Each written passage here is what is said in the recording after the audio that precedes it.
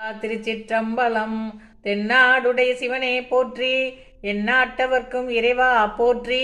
திருவம்பாவை பாடல் எண் 13. பாடலும் உரையும்.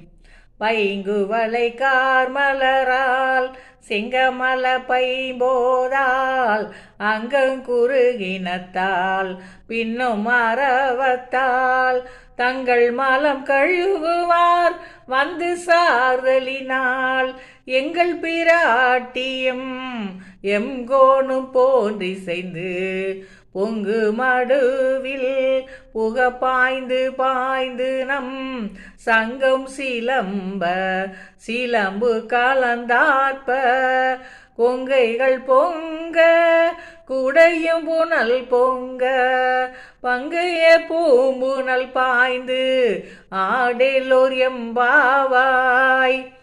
அழகிய நீலோற்ப மலராகவும் அதனுள் செந்தாமரை மலராகவும் நீருக்குள் நெருப்பாய் சிவசக்தி சூட்சும உடம்பில் ஒன்றாக நின்றுள்ளார்கள்.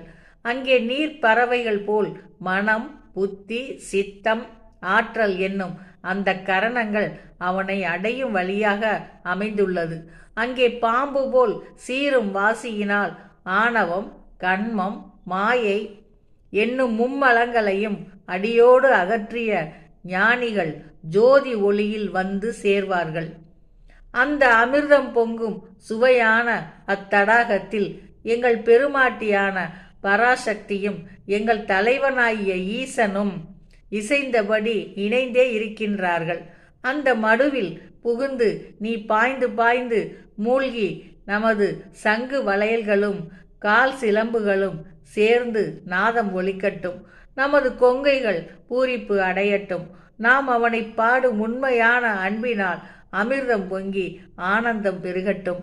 அத்தகைய தாமரை மலராக விளங்கும் குளத்தில் பக்தியினால் மூழ்கி கண்ணீர் விட்டு நீராடுவாயம் தோழி. சிவா. திருச்சிற்றம்பலம்.